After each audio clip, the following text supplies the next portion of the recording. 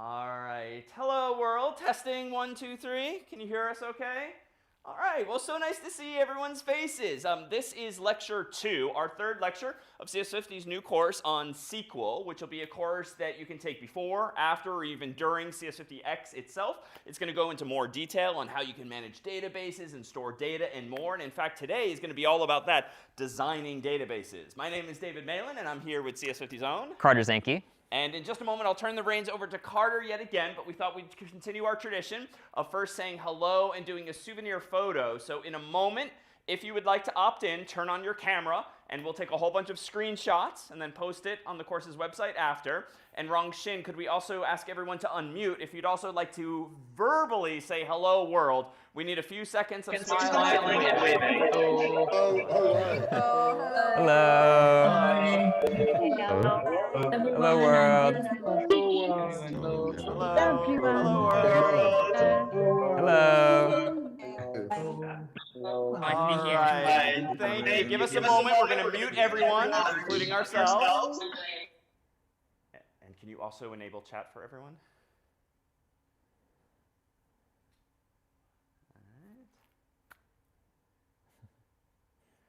All right. And testing 4, 5, 6. Can you still hear us? Yes? OK. Zoom is not.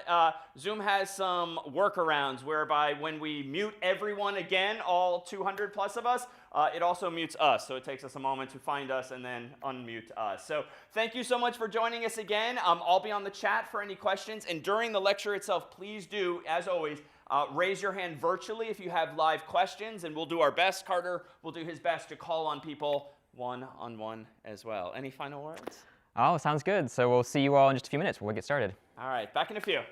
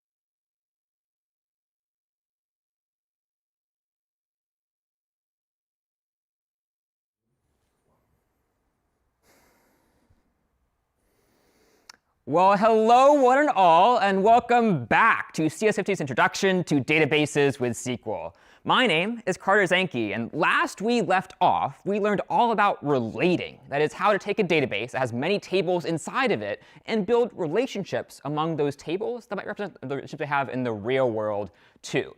Now today, we'll again take some few steps forward, and we'll put you in the driver's seat to create your very own database schemas, a way to organize your data to make it more efficient to search and store and represent what you want to represent. So let's jump in where we last left off. And if you remember, we had this database called the long list database. It had books inside of it that had been long listed for the International Booker Prize. To be long-listed means that a book has been nominated for this prize, and we had the past 5 years of books that have been nominated for this International Literary Prize. Now, to open this database, we saw this command here, SQLite3 space file name. So we could type SQLite3 longlist.db to open up this database and see what was inside. So let's do the same thing yet again and take a closer peek at what's going on underneath the hood. So I'll go to my terminal again, and let me open up this database we had back in week 0. So I'll type SQLite3, and this database is inside my week 0 folder. So I'll type week0/longlist.db. Now I'll hit Enter. And I'm inside my SQLite prompt, inside this database back from week 0. Now, to see what was inside these tables, we learned about this command. We learned about a SQL keyword called select, where I could select some rows from my table. So let me do just that again. I'll go into my SQLite prompt, and I'll say, why don't I select, let's say, the author column and the book column, actually the title column, from my long list table. Semicolon, Enter. And now I'll see all the authors and books that were inside of this table. But maybe I don't want to see all of them. Like, the goal here is to get a sense for what's inside this table. So to maybe make this a little more efficient, I could say select the author and the book column from my long list table, but let's limit the results to only the top 5. So I'll say limit 5, as we did before, semicolon, Enter. Whoops, now I can see author and this column called book. But let me fix this typo here. I'll instead say select the author and the title, which was our column name actually, from long list, limit 5, semicolon, Enter. Now I'll see the first 5 rows for author and the title column. So I have a sense for what's inside this table. But let's reveal now what you couldn't see before, which is how this table was created, what columns are inside of it, and even what kind of data could be stored in each column. Now, to do this, we'll introduce this new SQLite command, this one called .schema. This is not a SQL keyword, but is a SQLite command to see the sequence of commands we used to create this very table. So let me type .schema now, hit Enter, and we'll reveal what was going on the whole time. So you see we have this SQL keyword, SQL command here, SQL statement to say, create this table called long list, if it doesn't already exist. Then inside, we'll have several columns, like ISBN, like title, like author. And these columns, notice, have some certain data they can store, like text or integers or real for decimals and so on. So this is the command that we had used to create this table. And what you'll learn to do today is how to make your very own commands, to build your very own schemas like this to represent what you want to represent.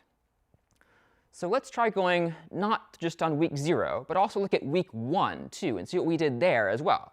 So I'll type .quit to leave this table, leave this database. And now let me open up the second version of longlist.db. I'll say SQLite 3 and go into my week 1 folder. Then I'll say longlist.db to open up this database and see what's inside. Now I'm back in my SQLite prompt. What could I do? Well, I could select as I did before. I could say maybe let's select the title from now our books table, as we saw before. Now I'll hit semicolon, and I'll see all the titles in this database. And if you remember, we actually had a books table and an authors table and also a translators table and so on. So let me try selecting from the authors table now. I'll say select name from authors, semicolon. Now I see all of the authors. OK. So what if I wanted to figure out the schema, that is the organization of this database? Well, I could type .schema. So let me try that now. I'll say .schema, hit Enter. Sorry, can we stop for an audio fix? Yeah, we're going to pause 1 second for an audio fix. We might want to start from the top. Sure, sounds good. No worries.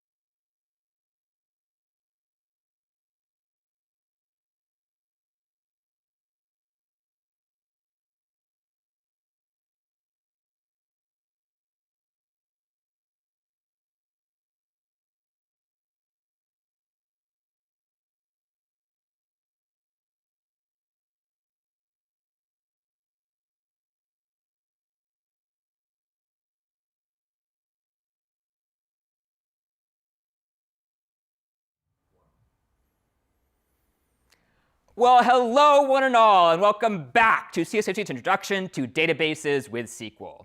My name is Carter Zanke, and last we left off, we learned all about relating. That is, how to take tables in a database and have them relate to one another, to represent these relationships they might have in the real world. This week, we'll take a step forward and talk not just about relating, but how to design your very own database schema, that is, an organization for your data.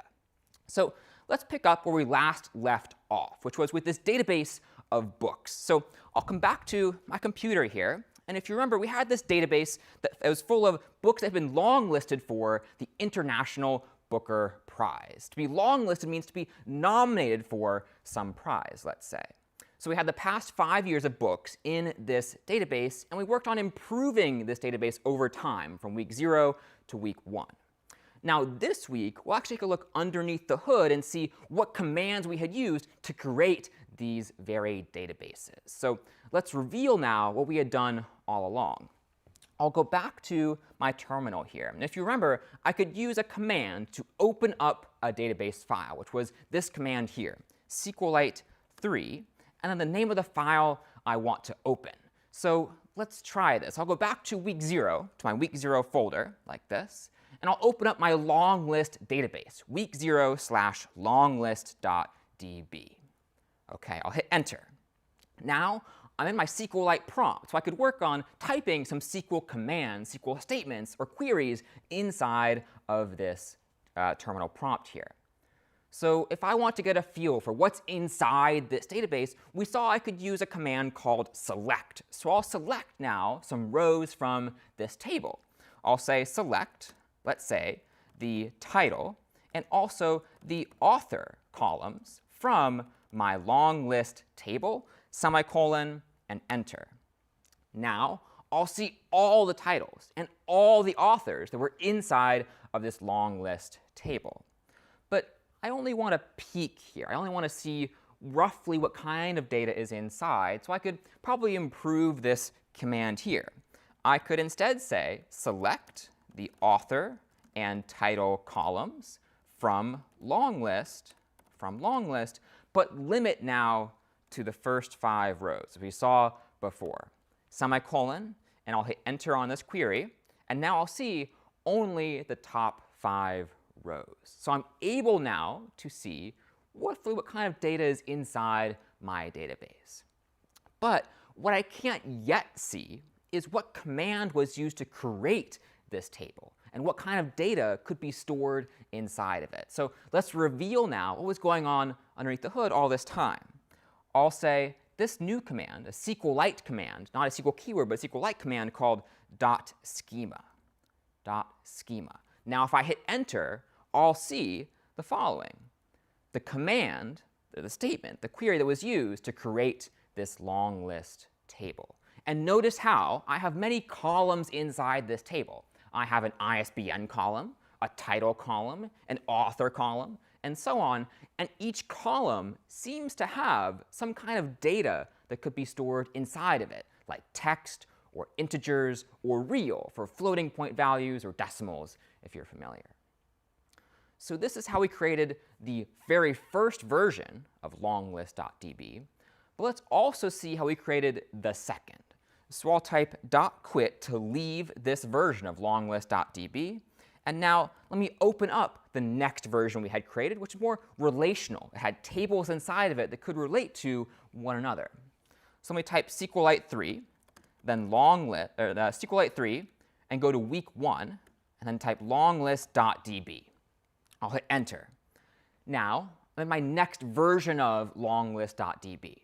Well, what could I do? I could type select and look at some of the tables in here to see what kind of data is inside.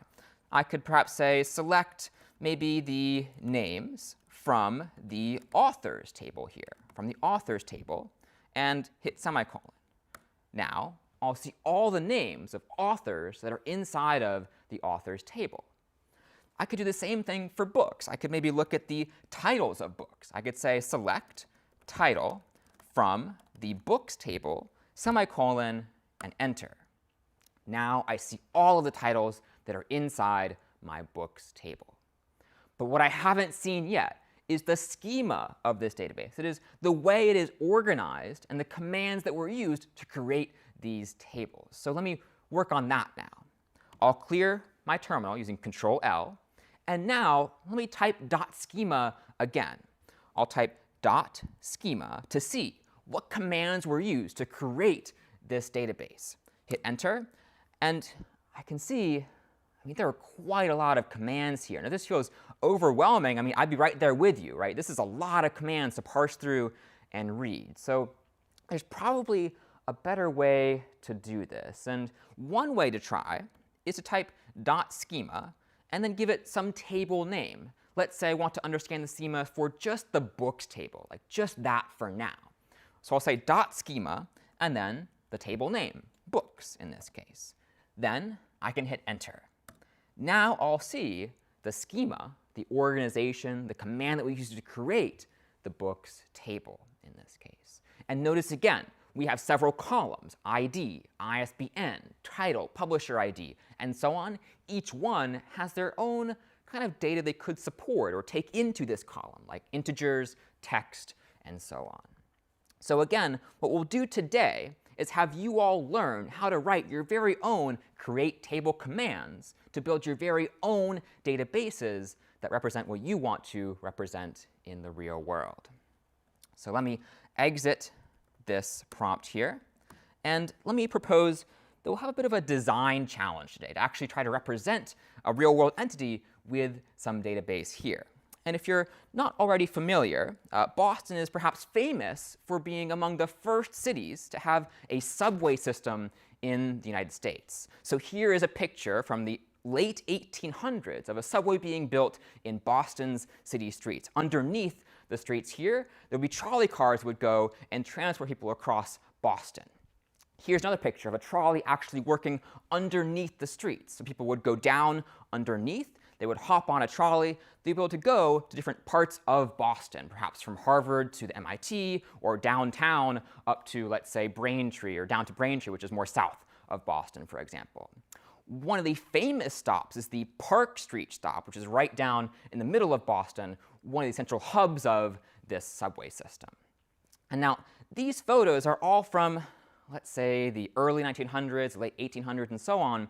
But the subway's gotten a lot more modern since then. And actually now we have several lines that span the entire city and beyond. So here we have the red line, of which Harvard and MIT are a part. We have the green line, which brings you kind of west to east, the blue line, the orange line, and so on. So many more lines and stations have been added to this system. It's a big design challenge to represent all of these stations, all of these lines, and all of these people who might ride this subway too. So the question then becomes, how could we create a schema for this data? And again, by schema, we mean what kinds of tables should we have? What kinds of columns might those tables have?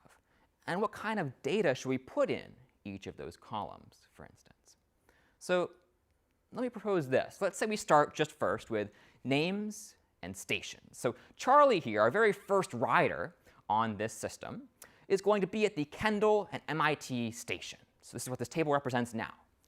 But what more could we have? Well, we might also want to have maybe what Charlie is doing at that station. Maybe he's entering the station, for instance. And if you're familiar with the subway system, you often have to pay to get onto a train or get onto the station itself. So let's say Charlie pays some fare to enter into the Kendall MIT station. Well, back in the mid-1900s, the fare was only about a dime. It was 10 cents. So we'll say Charlie paid 10 cents to enter the Kendall MIT station. And now, this seems pretty good, but if I am the transit authority, the person who runs the subway system, I probably want to know, does Charlie have enough money to get on the train? And if so, I want to make sure that, okay, well, Charlie actually could get on this train. So let's say not only does Charlie pay a fare, he has some remaining balance afterwards. So Charlie here has gotten onto the Kendall MIT stop. He's paid the fare of 10 cents and has 5 cents left. Okay, so here's a bit of a table. We could probably add more information to it. Let's say Charlie then leaves at the Jamaica Plain stop. And the fare to leave is about a nickel, 5 cents. And now Charlie has no cents left over. So again, Charlie paid 10 cents to get on, had 5 cents left, paid 5 cents to get off, and now has no remaining balance here anymore. OK, so that's Charlie's story. Let's look at Alice, though. Let's say Alice gets on at the Harvard stop. They, too, pay 10 cents to get on at the Harvard stop, and they have a remaining balance of 20 cents. Alice will go, let's say, to Park Street, get off at Park Street, pay the nickel to leave, and now they'll have a balance of 15 cents at the end. Let's go to Bob. Bob enters the Alewife station. They pay 10 cents. They have a remaining balance of 30 cents. And let's say they leave at Park Street and have a fare of 10 cents to leave because it's a further distance. Now they'll have a remaining balance of 20 cents overall. So this table is OK, I might admit. I mean, last time we learned about having what we called primary keys and foreign keys. So it seems like that's missing here. Let's go ahead and add that here. I'll give each row a unique ID so I can know who entered, who exited, and so on, and give that a unique ID here. But I might even say that this table could really be improved substantially. And I want to ask you, what redundancies or inefficiencies do you see here? If we're trying to represent riders and stations, what could we improve about this design?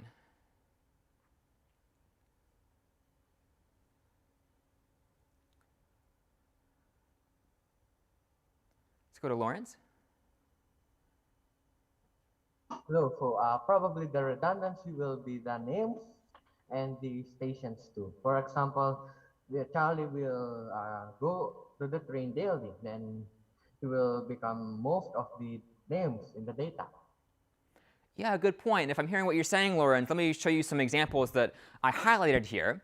One example could be, to your point, about these names. Like, these names seem to be telling us the name of a person, but here we have only 3 names, Charlie, Alice, and Bob. Well, my name is Carter, and what if somebody else named Carter also tried to get on and leave at some stop? Well, I wouldn't be able to know which Carter was which, or which Charlie was which, or which Alice was which, and so on.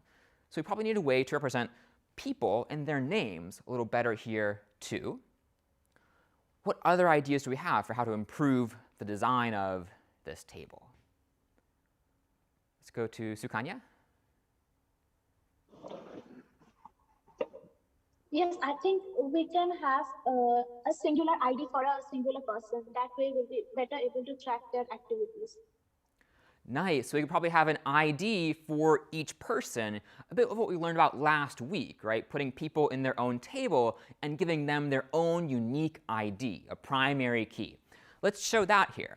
I'll go to some slides, and I'll pick out one that shows us just riders. So to your point, Sukanya, we could try to have maybe a table for just riders. And maybe to simplify, this table has only 2 columns. It has a column for ID and a column for names. So here we have Charlie, Alice, and Bob all in their own table.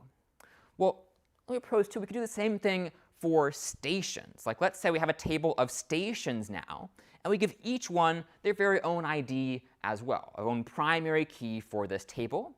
We have Harvard, Kendall, and Park Street, but we can differentiate between them using their IDs here. So a few improvements could be made. And as we're making these improvements, splitting one table into many, and debating what kind of data to store in each table, the process we're going through is one called normalizing. We're normalizing our data. To normalize means to reduce redundancies effectively, to take a table, take one table, for instance, split up into multiple, and have each entity be part of its very own table. Some academics in the world have named different normal forms, quote unquote. There's like first normal form, second normal form, third normal form, this progression of making your data more and more efficient. You can use those as heuristics, but at the end of the day, a few principles might apply.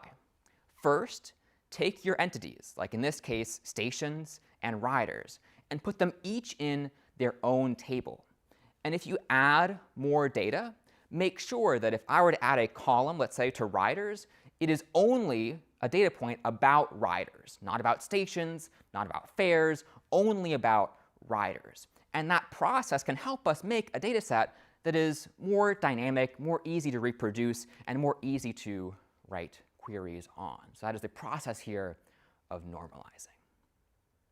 OK, so if we have now riders and stations, we want to represent them in our table. Well, we could use what we learned about relating last week to ask how could we actually represent these riders and these stations. So let's say here, I again have riders and stations. I want to make sure that I have the right relationship between them. Well, if you're familiar with subways, we might say that a rider goes to one station. And this big T here is the symbol for a station here in Boston, for the T is what we call it for the subway. So a rider might go to one station. But of course, that might not be the full picture. A rider also gets off at some station later on. So a rider could be associated with not just one station, but multiple. And if you're familiar, at least with any subway system, really the Boston one too, it can often get pretty busy. And so riders might not just go to, of course, one station or two. Stations could also have multiple riders that are on a particular station here. So to recap, one rider might be associated with more than one station. They might get on at this first one and get off at this later one. But each station could presumably have more than one rider. Each station here could have rider A or rider B, the rider up here or the rider down below, and even many more than that as well.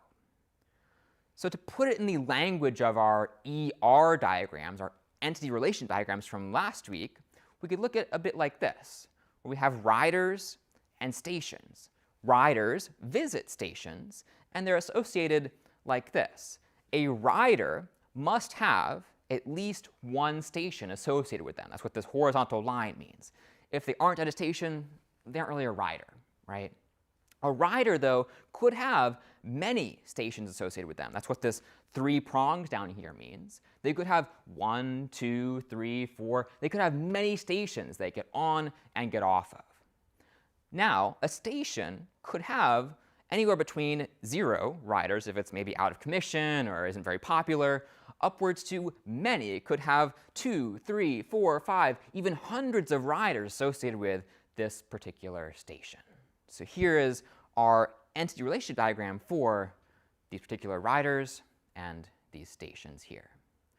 So let me ask, what questions do we have on these relationships between riders and stations, and how to design this table so far?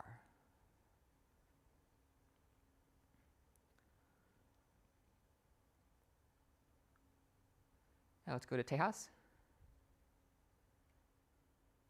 Sir, I want to ask that you have used the same ID for stations and riders, so that maybe give us problem in coding.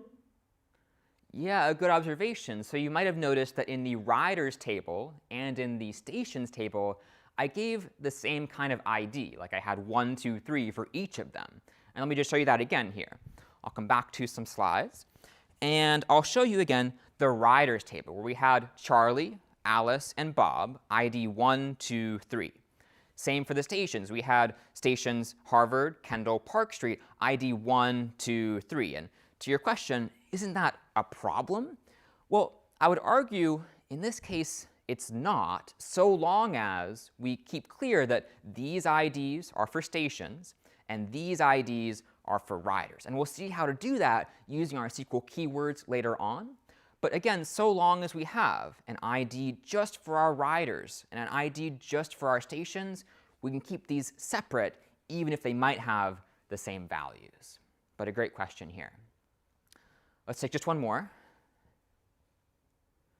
Go to Luis. Regarding the entity relationship diagram, how is it possible for stations to have a possibility of 0 riders, but riders must compulsorily have at least one station? Yeah, good question. So this might be up to you and how you formulate it, but for me, let me show the diagram again. I'll go back to over here. In my mind, to be a rider, you have to have visited a station. If you aren't visiting a station, you aren't really a rider, right?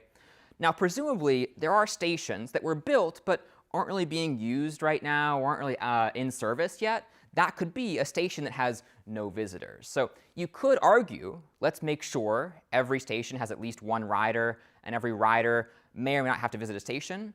For that, I would say, we could probably reasonably disagree there and talk about how we could represent the diagram here too. But a great observation and a good other critique of this system here. All right. So let's now turn to representing this in our database. So I'll go back to my computer, and we'll learn about this new SQL keyword, SQL statement, this one called create table. Create table allows us to, as the name suggests, create a brand new table. So let's do just that in our new database to represent riders and stations.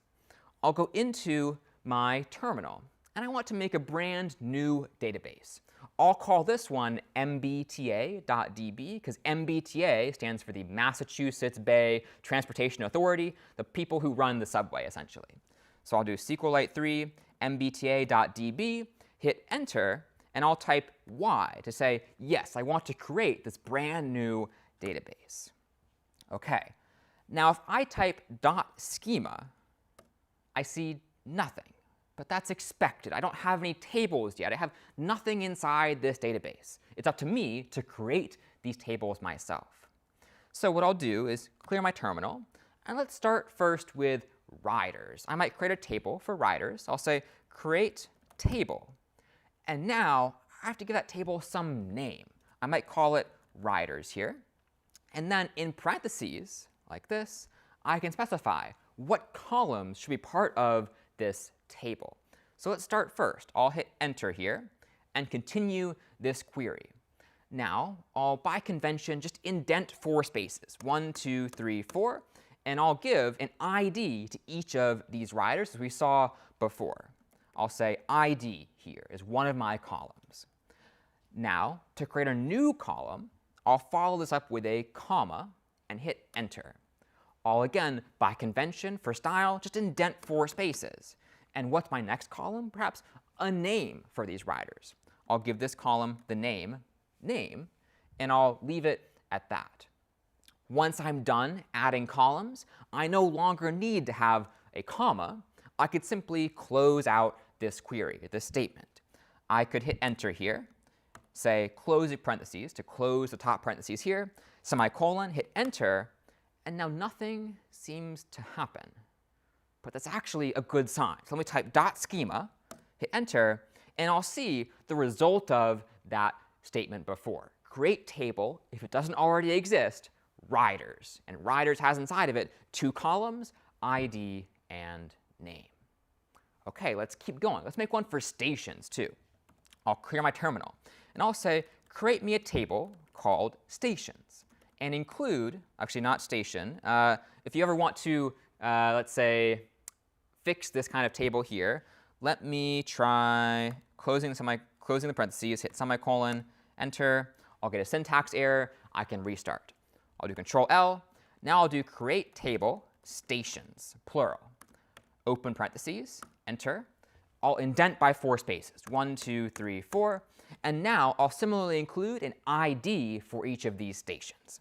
I'll say ID, comma, and then what else should I have? Well, stations tend to have a name, like the Kendall MIT station, the Harvard station, the Park Street station. So I'll say, I'll give each of these their very own name, comma. What else do stations have? Well, they might also have a line that they're on. Let's say it's the red line, or the blue line, or the green line, and so on. I'll have a space for them to write in their line that they're a part of. OK. And maybe I'll leave it at that to keep it simple. I'll say stations have an ID, a name, and a line. Now I'll close this out. I'll say end, parentheses, semicolon, hit enter, and nothing seems to happen. But if I type .schema, I'll now see my riders and my stations tables inside of my database. Now, one more step here. We have riders, we have stations, but we have to relate them. We have to relate them using this many-to-many relationship, as we saw last week. So let me try making a table to implement this many-to-many relationship. And if you remember, we might call this kind of table a junction table, an associative entity, a join table. It has a lot of names, but it looks a bit like this. I'll create this new table to represent, let's say, visits. A rider visits a station. So I'll call this table visits. And inside, I'll make sure it has two columns, one for a rider ID to represent a rider, and one, let's say, for a station ID to represent a station. Now, when I see a rider ID next to a station ID in this table, I'll know the rider with that certain ID visited the station with that certain ID. So I'll close this out. I'll say end parentheses here, semicolon, enter, and finally clear my terminal, type .schema, and I can see I have riders, stations, and visits between riders and stations in this associative entity, this junction table or a join table, up to you what you might want to call it in this case. Now, what questions do we have? Let's hear from Kareem. Why we have not used the primary key and the secondary key in this table? Good question. So we're going to get there in just a minute. But if I look back at my terminal here, my schema, I'll see I really just have column names. And we saw before when we typed .schema on our long list.db, we had more than just column names. We had column names, we had perhaps data types, we had primary keys and foreign keys. So we'll get to that in just a minute. But suffice to say for now, we're going to keep improving this over time. Let's take one more. And let's go to Sarah. Is it required to put spaces, the 4 spaces, the indents, or that's just for the visual look? Yeah, great question. Is it required to have these 4 spaces before each column name? And in fact, no, it's not, but it makes the code more readable. So if I could put this all in one line. I shouldn't, but I could. If I have instead this new line followed by 4 spaces, I can make this more readable for myself and for my colleagues too. But good question.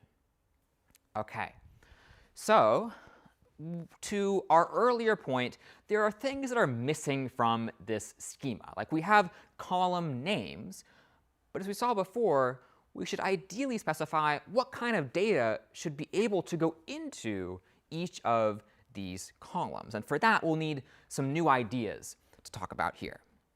So let's focus now on this idea of data types and storage classes. Data types and storage classes are two very similar but distinct ideas. And they're distinct in a way we'll talk about in just a minute. Now, SQLite has 5 storage classes, 5 kind of types, so to speak, of values that can hold. So let's talk about the first one, null, for instance. Null, in this case, means nothing. There's nothing that actually is inside of this value. It's kind of a sentinel value to mean nothing is here. Integer means a whole number, like 1, 2, 3, 4, 5. Real talks about decimals, like floating points, like 1.2 or 2.4, and so on. Text is used for characters. And blob, kind of a funny one, blob stands for binary large object. And it represents the data exactly as I give it to this value. If I tell it to store 101010, it'll store exactly 101010 in binary. So useful for storing, in this case, like images and video files and audio files, things that have some structure we don't want to mess around with. Now, let's focus on this idea of a storage class. These, I'll say, are storage classes and not data types in SQLite. Now, a storage class, like integer, can hold several data types. Notice how there are 7 different data types that could be stored under this integer storage class. We have a 6-byte integer, a 2-byte integer, 8 and 0, and so on. It could be any of these particular types, but each of these types is under the umbrella of this integer storage class. And SQLite itself will take care of making sure it uses the appropriate data type. Like if I give a very large number, like let's say 4 billion or 6 billion or even bigger than that, it'll probably use a longer, that is a bigger byte integer to store that kind of value. If I give it a smaller one, like 1, 2, 3, or 4, it'll probably use a 1 byte or a 2 byte integer for that. But SQLite's idea is that I, as a programmer, shouldn't have to care if I use an 8 byte or a 1 byte or a 2 byte integer. I just care that I'm using integers, whole numbers. And they give me a storage class to use any of these up to their choice here as well. Now, let's look at a few examples of values in SQLite that we could store. Well, we have perhaps the red line as some text. And because this is characters, it's quoted, we could use the text storage class to represent this particular value here. We could have maybe an image. And to the earlier point, we could say, well, this image might be best represented using a blob, a binary large object, to keep all of these pixels exactly as they are in this image. But we do get some choice, some interesting design challenges when we look at the idea of fares. So let's say, to our point earlier, fares are 10 cents back in the 1950s or so. Well, 10 cents we could store as an integer, which seems just fine. But this could get confused. I'm talking about dollars here or cents. Maybe it would be better, let's say, if I did this, a $0.10. And what might that be stored as? Well, probably text, right? I could say this $ isn't really a number, but now I have to include it. So I'll say this will be quoted essentially as $0.10. Now there's some downsides here too. Like let's say I have I want to add these up. Well, I can't add up text. Like what does it mean to say $0.10 plus $0.20? I can't do math with text. So maybe it would be better after all if I used a real or a decimal like this, 0.10. But I mean, even here, you run into some problems. If you are familiar with how this number is represented in binary, you might know that decimal values or floating point values can't be perfectly precisely represented. And if I talk about 0.10, the computer might store 0.100000567889. It could get very wonky out to the many, many decimal digits down below here. So trade-offs and challenges overall. Let's look at these three, though. I have the first one to store as an integer. I'm trying to store fares here. Second one as text. And the third one as a floating point, or a real in this case. Let me ask for some opinions here. Which one would you use, and why, if we're trying to represent fares in this case?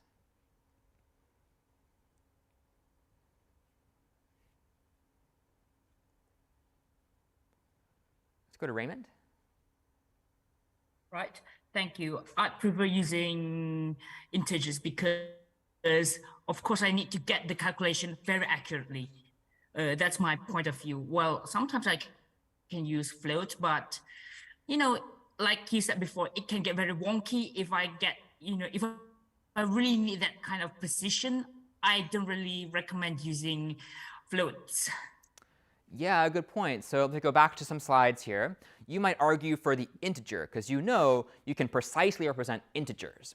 And let's say I want to add up fares over a lot of riders. This might be useful for me because I know that each number will be perfectly precisely represented. I can do lots of big kind of math with this number here.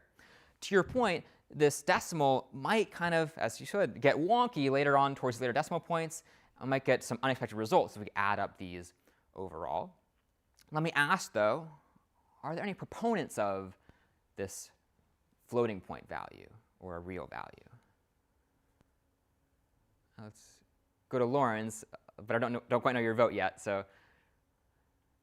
Okay, so I think the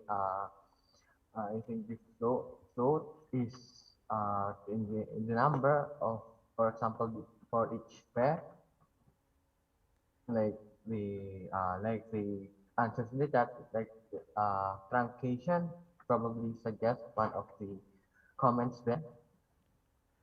Yeah, good point. So if we talk about using this float value, I mean, one thing we could say for it is that this decimal could be, it's more accurate to say, like, we're working with dollars now, and we could have maybe 10 cents, which is only 0.1 of a dollar. I totally hear that point as well. And the point we're making here is that they're really just trade-offs among these data storage classes to use, whether you're using integers or real values. It just depends on your use case and what you're designing for. So be sure to read up on trade-offs among these data types and determine for yourself which one should you best use. Okay, so we have now these storage classes to store values, and it turns out that columns can be made to store certain storage classes or prioritize certain classes. And the key distinction here is that columns in SQLite don't always store one particular type. Instead, they have type affinities, meaning that they'll try to convert some value you insert into a given cell or a given row to the type they have the affinity for. Now, there are, let's say, 5 type affinities in SQLite. Text, columns can be of the type affinity text, meaning they store just characters at the end of the day. There's also numeric, which stores either integer values or real values, depending on which one seems best to convert to. You have integer type affinity, which means it'll store whole numbers, real to store floating points or decimal values, and we have blob here again, our old friend, to store binary exactly as we get it. So whereas before we were talking about storage classes, those are associated with individual values, type affinities are now associated with individual columns. So let's see some example of how this might work in SQLite. Let's say I have this table of fairs, and we've decided to store fairs as integers. Well, if I said that this column called amount has the affinity for the text storage class, what would happen is if I insert this integer 10, it would look a bit like this later on. It would be converted to text, be quoted in this sense to represent it's now been converted to some set of characters. Let's say I insert this value 25. Well, 25 has a storage class right now of an integer. It is a whole number. But if I insert this into a column that has the text affinity, it'll be converted into, in this case, text at the end of the day. Let's do the opposite. Let's say I have my fair as a string, some text in this case. I want to insert it into this column called amount, but now amount has the integer type affinity. Well, if I insert 10, quote unquote, into the column amount, I'll get back not 10, the text, but 10, the integer. Because again, amount, this column here, has an affinity for the integer storage class. Let's try this. 25, some text again, I'll insert it into this table. Now I'll have 25 as an integer. So this is how SQLite allows us to give certain columns an affinity for certain types, that they'll try to store values of that type so long as we insert values that could be feasibly converted to that type here. So let's go back to our schema and try to improve it now to use not just column names, but also type affinities to store certain data of a certain type.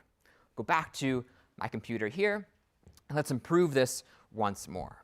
So I'll go over to my table. And now I probably want to improve the design here. And often, if I want to improve this, I might just need to erase what I've already done. So let me introduce this new keyword, this new statement called drop table.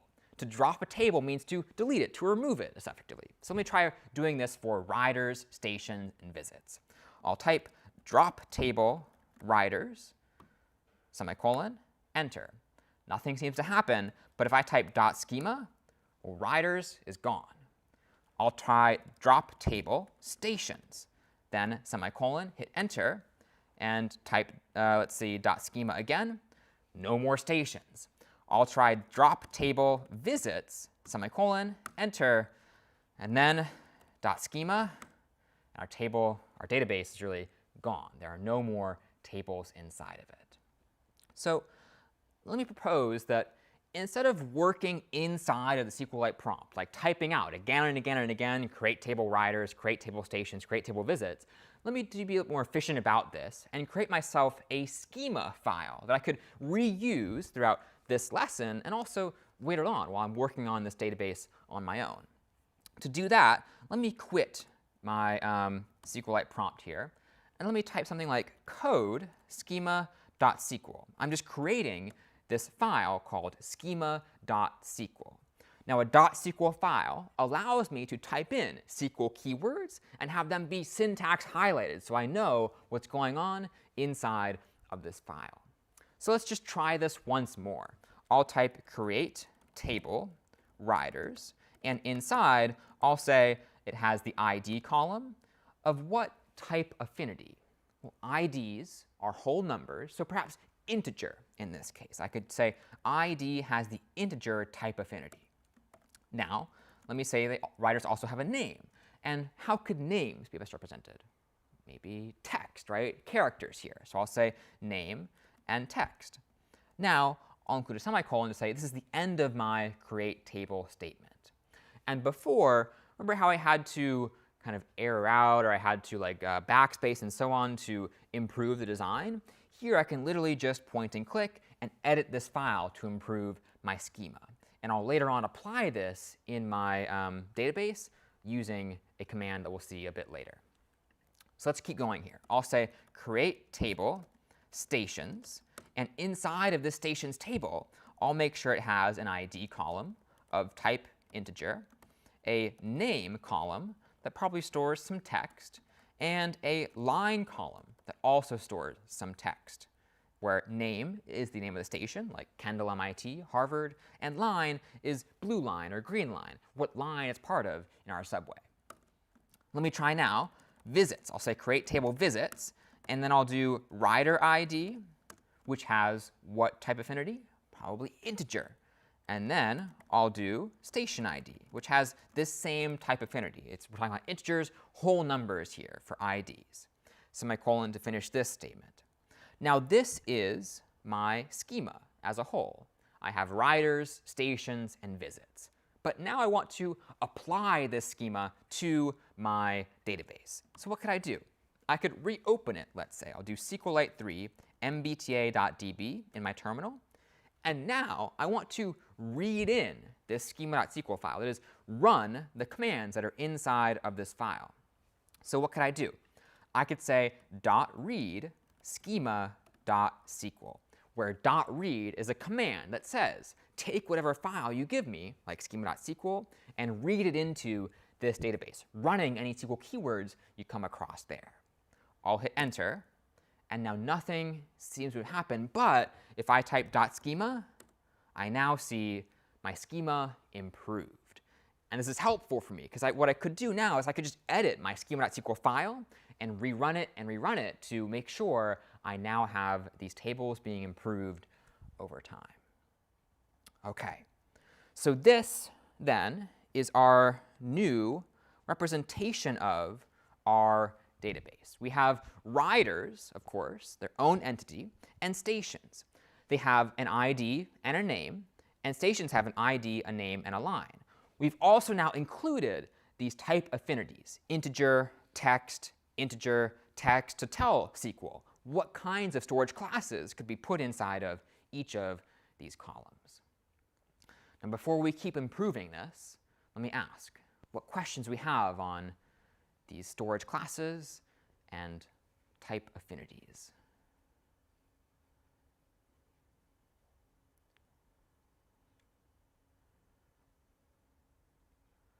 Let's go to Tejas. Sir, you were using when you were creating the table was not in the line. So when we search for the authors or books, so it comes with a perfect table. So how can we make a perfect table in the SQL? Yeah, do you mind clarifying what you mean by like the perfect table? Sir, I mean that it was arranged in something like in boxes. Ah, good question. So before we were able to see the results of our queries inside some boxes in our terminal. And that is actually a mode of SQLite. I think you type like .mode table to see your results in that version.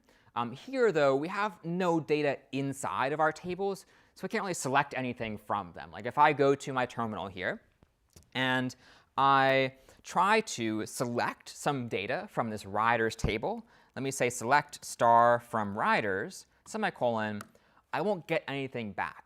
Next week, though, we'll see how to insert and add and update and delete data inside of these tables, at which point you could write select star from riders and see some data you've inserted yourself. Great question. Let's take one more here. And let's go to Tia. Yes, I would like to know if you have a column data type Boolean.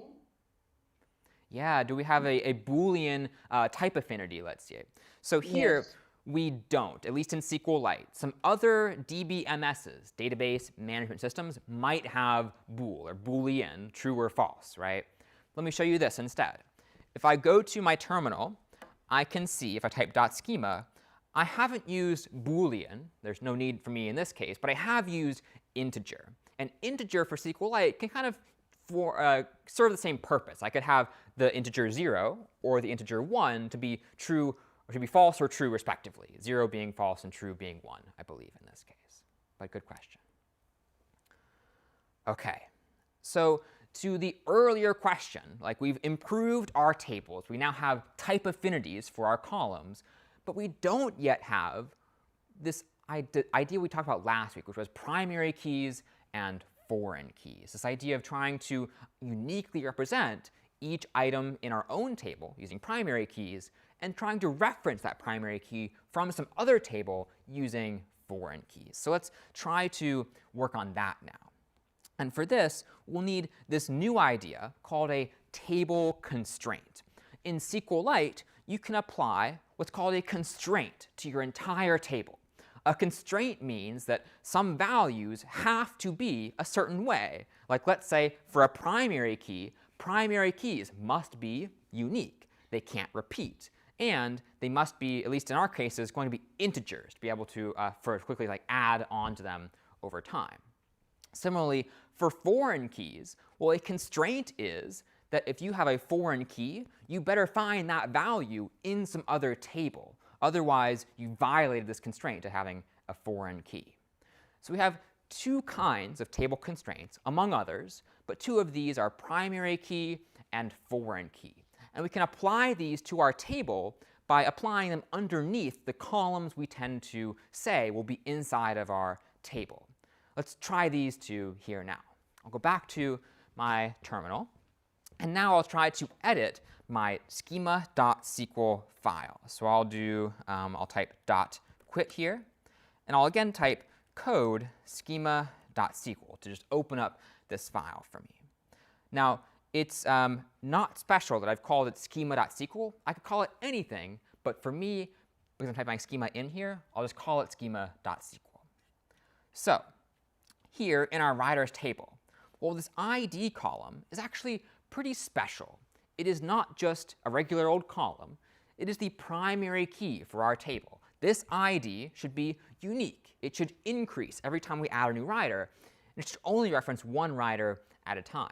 So to make sure that these constraints are followed, I could tell SQLite to say, hey, make sure that this column called ID has the primary key constraint.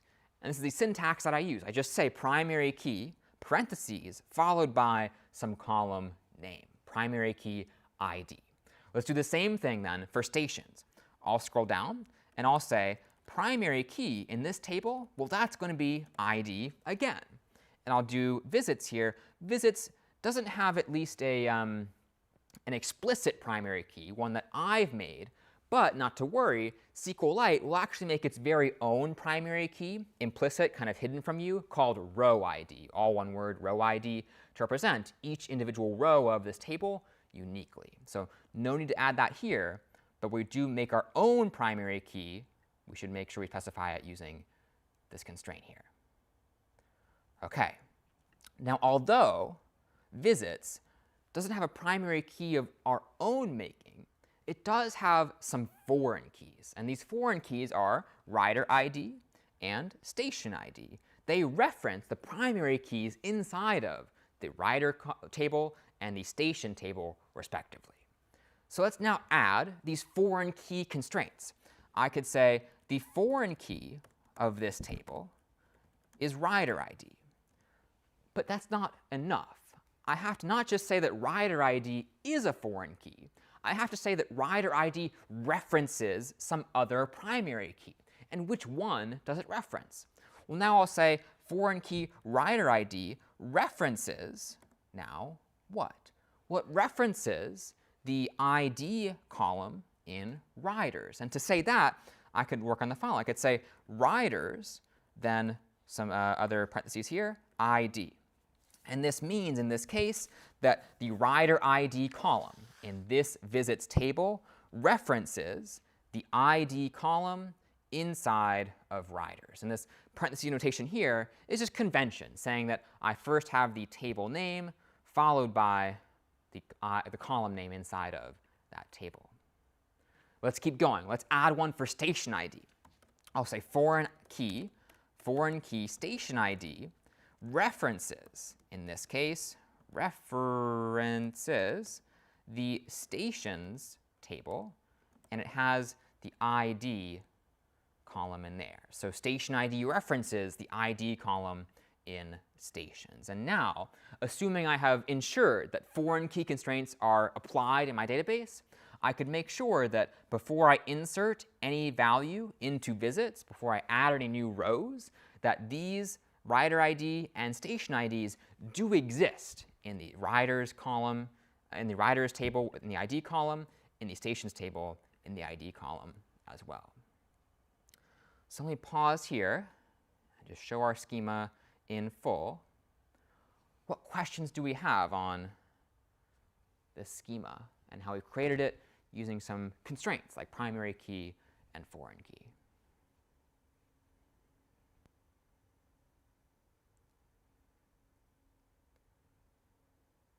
Let's go to Yashvi. So yeah, I just noticed that whenever before we hadn't added the affinities and the keys, we were not applying commas after each column name. So what is the difference there? Yeah, a good catch. Let me kind of show you what this looks like in my terminal so you can see it live. You, I think, had noticed that before we had, let's say, this primary key ID constraint in riders, we had done something like this. Let me just copy paste that. And we had removed this last column or comma from the name column. Is that right? And if that's the case, well, it's just convention, just style here. So if I want to keep adding some constraint or like a new line to my table, I should include a comma. Here, this name column was the last portion of my table I had specified. I have this column called name that has type affinity text, right? But now if I add this new constraint, we'll have to follow it up after a comma from this new column here. Notice now this constraint, primary key ID, is the last, let's say, attribute of my table I specified. I no longer need to include a comma at the end of it. So whatever is the last portion, I should not have a comma after, but everything else I should. Let's take one more question here too. David? Would it be okay for the visits table to have an ID column as well?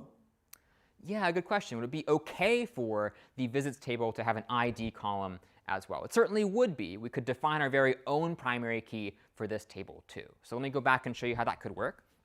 I'll go to my visits table here, and I could try to add my own primary key to this table. I could say ID, make a new column here, make it of type affinity integer, like this. Let me scroll up. And now, let me add some new constraint. I could say, because I've made my very own primary key, I'll say primary key ID. Now, this table has a primary key that I've created called ID. And this will be in place of SQLites that it would have made called row ID itself, but hidden from my own view. OK. Let's keep going then. We've seen table constraints, we've seen type affinities, but we could probably do more to improve the design of this table or this database. So let's introduce one more kind of constraint, this one called a column constraint. So whereas a table constraint applies to the table as a whole, a column constraint applies to a particular column, let's say. Maybe I want a column to have certain data inside of it. Maybe I want to make sure it doesn't have null values, and so on. I could do that with column constraints. There are 4 in SQLite: check, default, not null, and unique. And each one does something different. Check allows me to make my very own check, like check to be sure that this amount is greater than 0. Or I could use default. Default means if I don't supply a value when I add a new row, it'll just use a default value instead. Not null means I can't insert null or empty values into this column. And in fact, it's required. Unique means I want to make sure that every row in this column is a unique value. It doesn't appear twice in my data set. So let's try applying a few of these to our schema here. I'll go back to my terminal, and now let me check out this. Well, I could try applying the not null constraint when I know I want a column to be required effectively. Now, where could I best apply that? Maybe I could apply that to the name column in stations. Like, stations must have a name. So I'll say the name column cannot be null. It cannot be empty in here. Line also should probably be not null. A station must be part of some line. I can't have an empty value for line. So I'll say, too, this should be not null. Now, I could apply this up at name. I could say riders must have a name, too. Let me try that. I'll say text not null. Or I could leave it optional. I could say maybe text just on its own and let riders choose to supply a name or not. Now, the question here is, should I apply not null to my primary key columns, like ID not null or ID not null here? You might think that you should for thoroughness sake. Well, it turns out that when you apply the primary key table constraint down below here, this already ensures that there are several constraints applied to this particular column called ID, among them being that ID cannot be null. So no need to duplicate this and say that this ID cannot be null when I already have it specified down below that ID is a primary key. Let me check others here.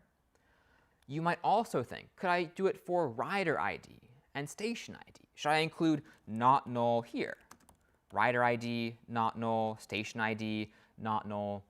Well, that would be a good thought, but again, we're taken care of by our table constraint using our foreign key here. Again, this constraint will say, if rider ID doesn't already exist in the ID column of riders, I can't insert that value.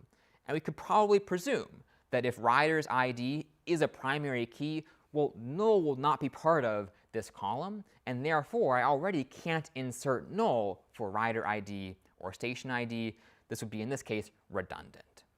So not null is good when you have columns that are neither primary keys nor foreign keys, and you want to make sure that they always have a value, that they are never null, effectively.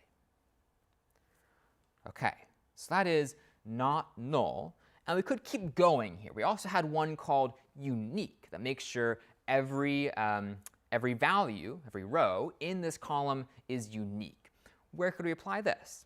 I could try to apply it, let's say, to the name of a station. Like, stations should have unique names. So I'll say not null and unique. Now this column has 2 constraints. The first, not null. It should always have a value.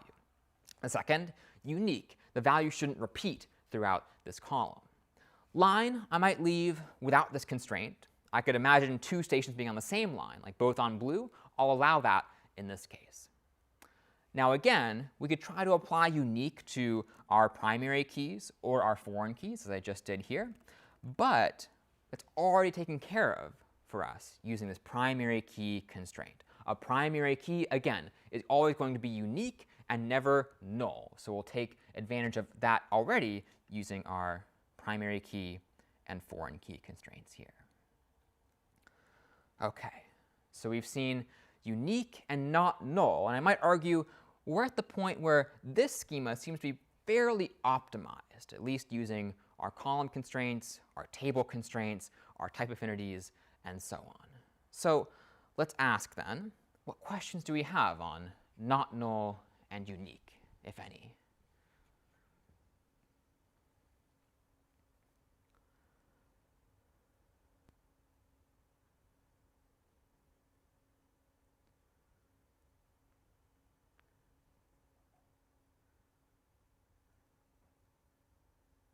Let's go to Mateo. So basically, to recap, if I understood correctly, it's not precisely about not null and unique, but about the concept of the key. Labeling a key immediately gives the attribute of not null, unique, and to be referenced, right?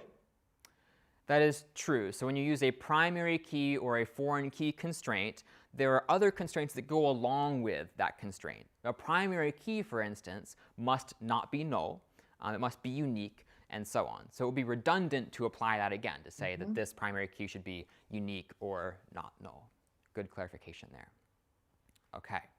So I think we're at the point where this schema is pretty well set for us.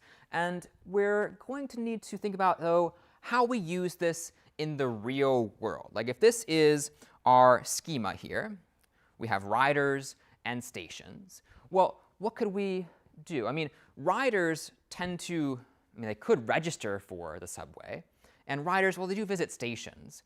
But I think if we applied this to the real world, we'd see that this isn't quite how it's actually done. Like riders don't really register that often.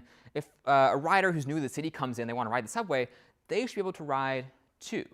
So it turns out, at least here in Boston, the MBTA doesn't really track riders per se, but they do track what we call Charlie cards. If you want to ride the subway, you get a Charlie card. A Charlie card allows you access to the subway, keeps track of your fare, your balance, and so on, and allows you to swipe in to certain stations. So when we come back from a break here, we'll see how we can actually implement these Charlie cards instead of riders to make our system more efficient and more in line with what happens in the real world. We'll see you all in just a few.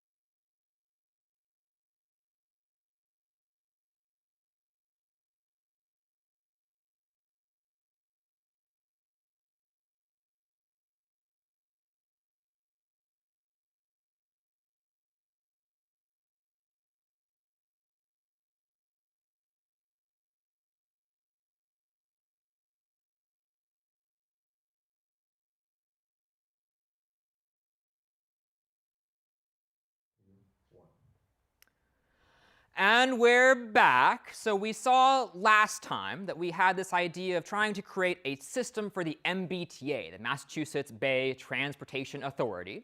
And we got as far as representing riders and stations. But it turns out that the MBTA doesn't represent riders. They represent cards. Like, they don't keep track of me as a person. They instead keep track of this little card I keep in my pocket, a Charlie card. So I tap this card, or swipe this card, to enter a station. And that's how they know that I have paid a fare, and I have some balance on this card as well. So I propose that we move beyond just riders and stations, and instead talk now about cards and stations, updating our schema.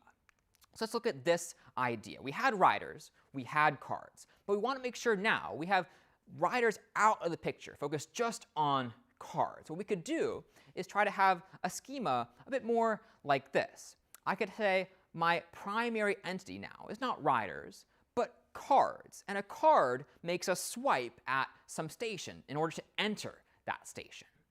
Then we could say, well, stations can have many swipes involved. People could be going and coming and so on. So swipes are involved with stations as well. And people, actually in this case, can I read that from the top if that's okay? All right, behind the scenes.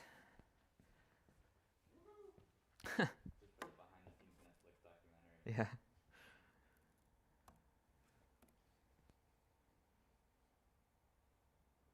And do we need another countdown, or? Okay. What's the February of 62? I just chose a month. What's the 62 then? That's kind of around when the song was written. Yeah.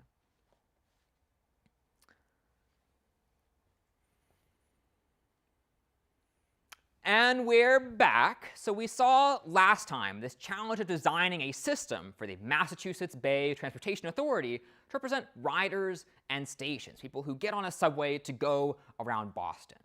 But as we also saw, we learned that the MBTA doesn't keep track of riders themselves. They keep track of Charlie cards, this card that a rider might carry in their pocket. And they can scan this card at a station to enter, or even to exit in some cases, to make sure that their fare is counted as they enter that station. So let's think now how to improve our schema to represent not just riders like me, but Charlie cards themselves people might carry around when they enter the subway station.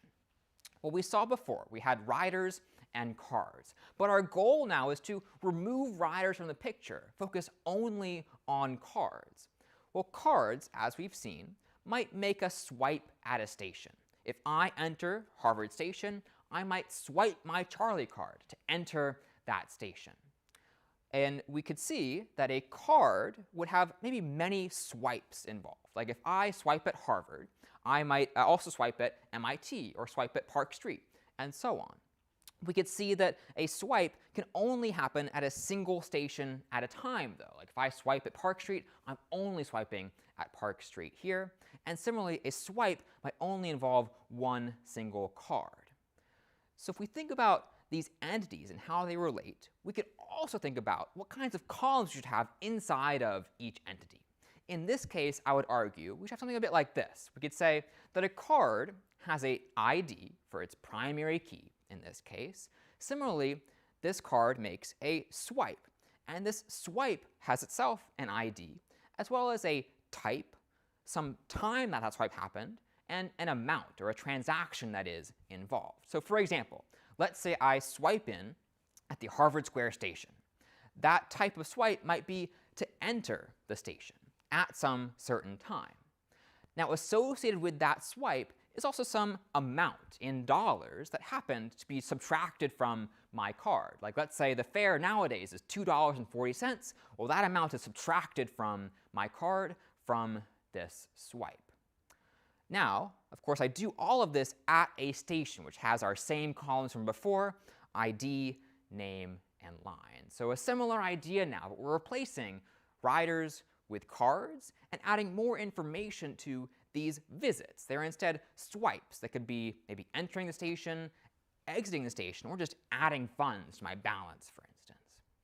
So let's see how we could improve our schema now using some new SQL keywords to alter our tables and add some new ones too. I'll go back to my computer, and let's see how we could try to alter the tables that we've already created. Like we already have a riders table, a visits table, and a stations table, but we could learn some new statements, some new queries to actually update and alter these tables as well. The first one, as we saw a little bit before, is this one called drop table. Arguably the most dramatic thing you can do to a table is just drop it, delete it like this. So let's try just deleting the riders table from our database. I'll go back to my database here. I'll type SQLite3 mbta.db to pull up this database again. And now if I type .schema, I'll see I have a riders, stations, and visits table. But no longer do I want to have the riders table. I want to remove that. So I'll say drop table riders, semicolon. Now I'll hit enter. No more riders table. If I type .schema, that's gone from my database. Well, what could I do now? I've dropped the table, but I'd still need to maybe update visits to instead be swipes. I could probably leave stations as is. But I want to update a table or alter its schema. I can use some new commands as well. I'll use this one called alter table. Alter table looks a bit like this. I can use the alter table statement here and give it some table name. Like let's say alter table visits. And then inside this visits table, I get to ask, what do I want to do? Do I want to, let's say, rename the table? I could do that. I could also decide to add a column, rename a column, or drop a column altogether. Let's try first looking at rename to. I want to rename this visits table to a swipes table, representing not just a visit to the station, but a swipe of a card. So let's try this one here. I'll go back to my computer, and I'll go back to SQLite, and I'll say, I no longer want visits to be called visits. I ideally want visits to actually be called swipes. So let me try this. I'll say alter table, as we saw before, visits, rename to swipes, like this, semicolon. Now I'll hit enter. And now if I type .schema again, I see, oops, kind of strange, I'll type .schema again, I'll see swipes. No longer called visits, but now called swipes. Well, we saw I'd ideally like to add a type of the swipe. Maybe I'm entering the station, maybe I'm exiting, maybe I'm just adding funds or depositing some funds. So let me try adding, let's say, a new column to swipes. I'll say alter table, add column, alter table, swipes. I'm going to name that table swipes, like this. And then let's add a column called type. And this will have the type affinity text.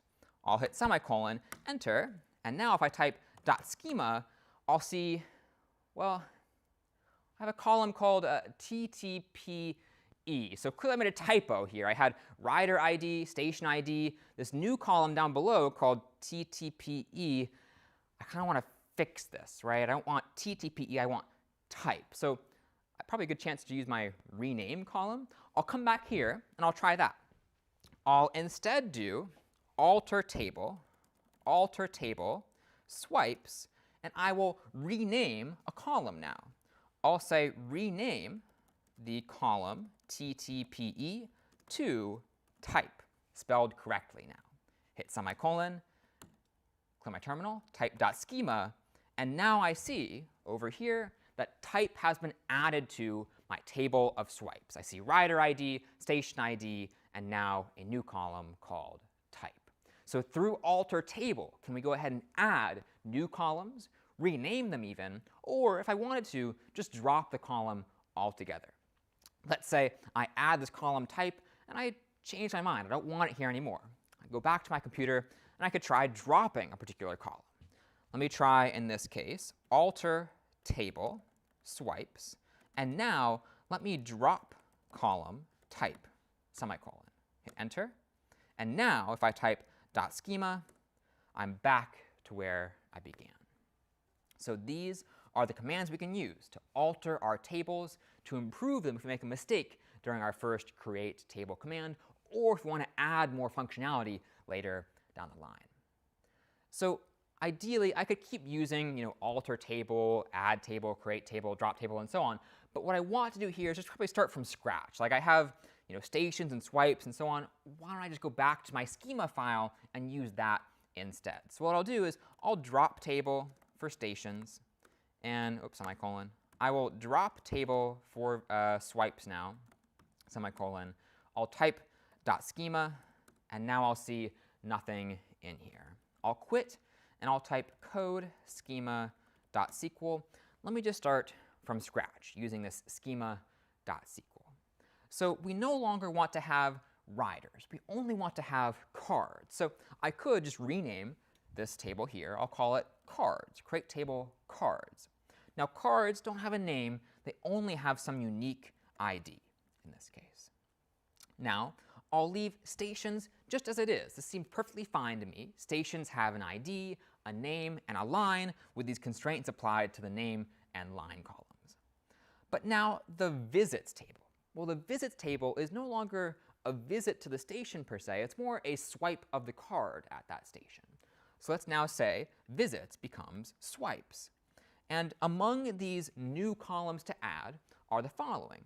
I want to have not just an ID for each swipe, not just an ID for rider ID and station ID and so on, but also I want to have a type of swipe. Am I entering the station, exiting, or depositing some funds? So I'll say the type of this is going to be a new column, and the data type, this hold, will be text, enter, exit, or deposit for some funds. Now let me try another column too. I'll include a date time. A date time is like a timestamp. What time did this swipe actually happen? And I'll make this type numeric. Numeric can store all kinds of dates and times for me in this table. Now, let me add one final column. This one will be an amount. I'll also use numeric for this kind of column here. And I'll say that this column, called amount, can store, in this case, integers or real numbers, like floats and so on. I'll probably decide on that when I actually add some data to this table. OK, so here we've updated our schema to represent that diagram we saw before. I have cards, I have stations, and I have swipes that have some type associated with them, enter, exit, deposit, some date time, and some amount that was charged to me while I made this swipe. Either I added some funds, in which case amount is positive, or I subtracted some funds by entering or exiting, in this case from the station.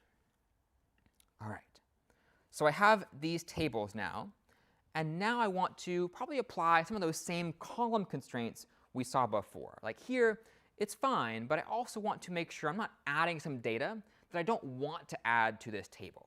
So I could go back to my old friends, these column constraints. And we saw before, we had default and not null, unique, and check. We've used not null and unique, but we haven't used check or default. So let's start using more than just not null and unique, and also focus on check and default, and what they can do for us here.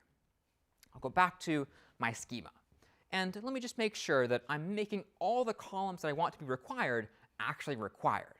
I'll go into my swipes table, and I'll say that type, this should be required. I should know whether I entered, exited, or deposited some funds. So I'll say text, not null.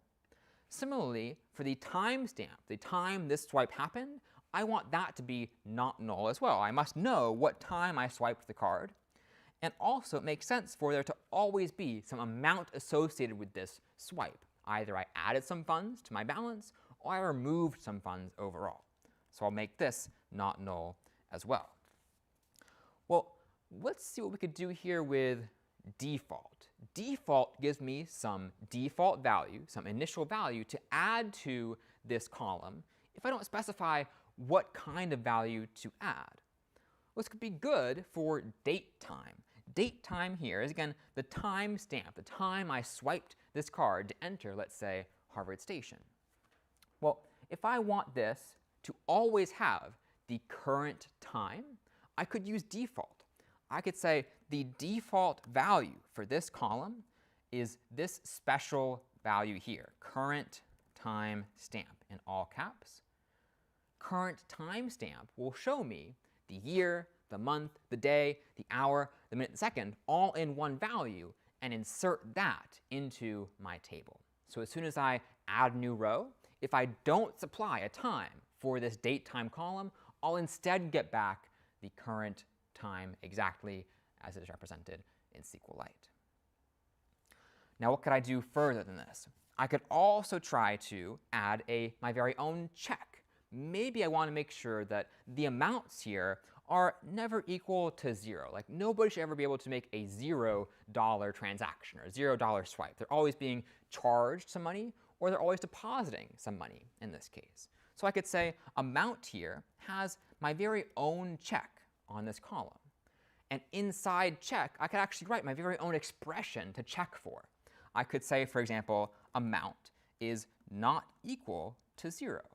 Using those same operators we saw back in week 0, this will ensure that any value inside amount will not be equal to 0. Let's try it also for type. I mean, type can only have a few values. We saw enter, exit, deposit some funds. I could make sure that only those values are included inside my type column. I could say check that type is in some list of values. Going back to week 1 here, we talked about in. I could say maybe the type is in enter, exit, or is in deposit. So now, when I have this table called swipes, I'm representing what I'm actually doing when I go to Harvard Station. I have here a visit from myself, my very own ID here, which I'll update in just a second. I have a station ID where I'm actually going to visit. I have a type that I'm going to use to enter, exit, or deposit some funds at this station. I'm doing it at a certain time, and I have an amount associated with this transaction. Now there's one thing to fix here, which is that we're still talking about riders inside our swipes table. So let's fix that here too. I'll go back to my computer, and let's try fixing this. I have a rider ID inside of my swipes table, but no longer do I have riders, I have cards. So let me say that this is now a card ID, and down below in my foreign key, I'll say that this card ID column references the ID column in cards. And I think this should represent everything I want to represent about swipes at the station. So let me ask now what questions we have about this new schema and the constraints we've applied.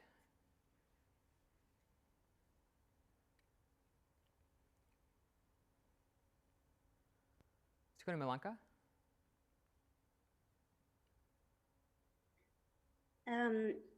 I wonder how could you delete or drop a table riders when you use ID as a foreign key? I tried to do that, but I got an error. Because yeah, so you're getting into some more advanced stuff here. And suffice to say, for now, my foreign key constraints aren't actually being checked right now, but yours might be. If you try to drop a table that has some data that's referenced by a foreign key, SQLite will warn you, perhaps just tell you, you can't do that because this ID is referenced from this table over there. So in that case, best to delete the value that has that foreign key and then proceed with dropping that table altogether. Good question. Thank you. Yeah. Let's take one more.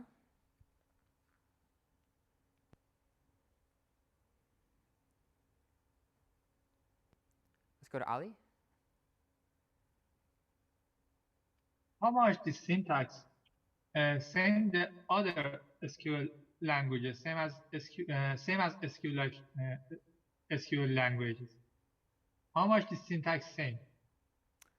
Yeah, good question. So here we're using the SQLite database management system.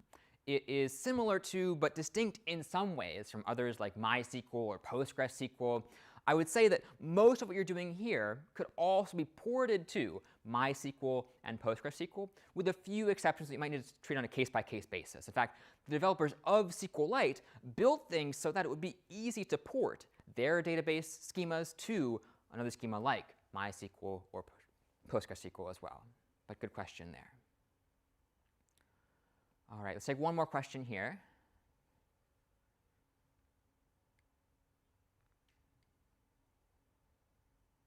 Let's go to Wilton. Yeah, if we don't put an data type in a table, it's going to be a default value, or I don't know. Yeah, so you have a question about default, right? So what kind of value will default give us? Is that what you're asking? No, imagine if we put in the ID, we don't put any data type, it's going to give us, in the schema, it's going to give us a text, or Yeah, great question. So you're asking, if I didn't tell SQLite what kind of type affinity a column had, what type affinity would it actually have? A great question. Yeah. In this case, by default, SQLite gives the numeric type affinity, where numeric can store integers or real values. But if you give it like a string of text, like let's say redline, it will store that for you too, kind of non-intuitively, but it will. But the default type affinity is numeric in this case if you don't otherwise specify. Good question. OK, let's come back then, and let's focus on wrapping up on a final few pieces here. So we've seen some table constraints, which we applied primary keys and foreign keys. We saw column constraints, where we could make sure that certain values were given to us through not null. We could also make sure that the, let's say, the value is in some list of values using check, or making sure that it's not some value, also using check as well.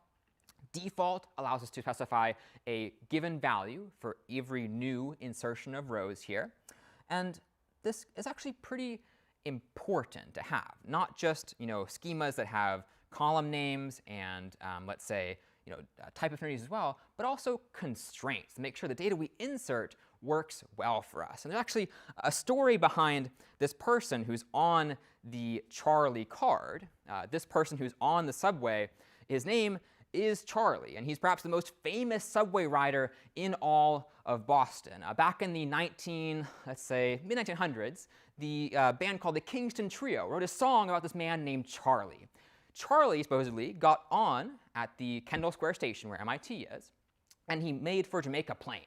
But once he got to Jamaica Plain, they're going to have to ask him for one more nickel, and well, he didn't have that nickel. So he got stuck on the train for years and years and years and couldn't get off of the subway. So keep in mind, Charlie, when you're writing your own database constraints, making sure that if you get on the train, you're able to get off of it at some point, right? Don't end up like Charlie in this case. So with this in mind, you're able to design your very own database schemas that keep not just certain columns involved, but also type affinities for those columns, types that those data types those columns can store. You're also able to apply constraints to those columns to make sure that the data you're inserting is the data you actually want to have in that column. Next time, we'll focus on actually adding data to our columns, to actually write data to a database file, to insert, update, and delete that data altogether. So with that in mind, we'll see you next time.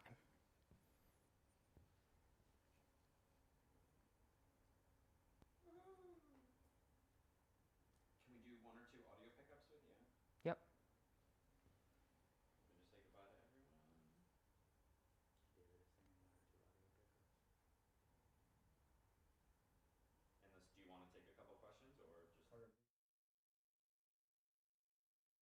One or two questions if we can.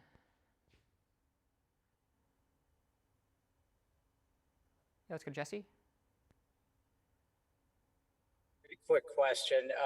In your database diagrams, you show things like, straight lines, circles, indicating 0 or more, 1 or more, many, things like that. In the last lesson, you had publishers, and I noticed that there was 2 lines. Does that indicate 2 or more? It was never covered. Yeah, let me see if I can find that diagram for us so we can view it here. I'll go back up top. And I think you're talking about these 2 lines here. So we had publisher and then these 2 lines underneath. Is that right? And so if so, we can read this as the following. So we'll read from book to publisher.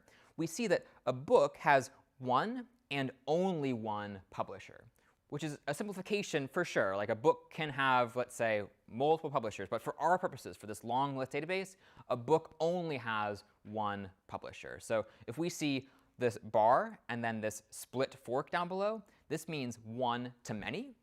If we see 2 bars, that means one and only one. And keep in mind, we read from one entity to the other. So if I read from book to publisher, I'm seeing book has one and only one publisher in this case. Good question. Yeah. Let's go to Barbara.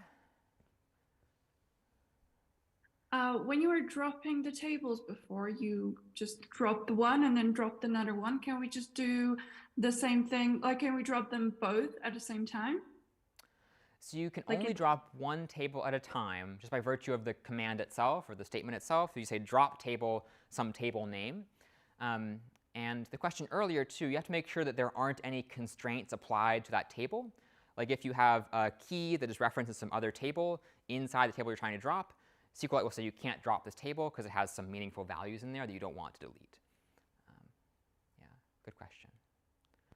OK. All right, well, with that in mind, I think we're going to just wrap up here officially, and we'll see you next time for writing and adding some new data to our tables. Thank you all for coming, and we'll see you next time.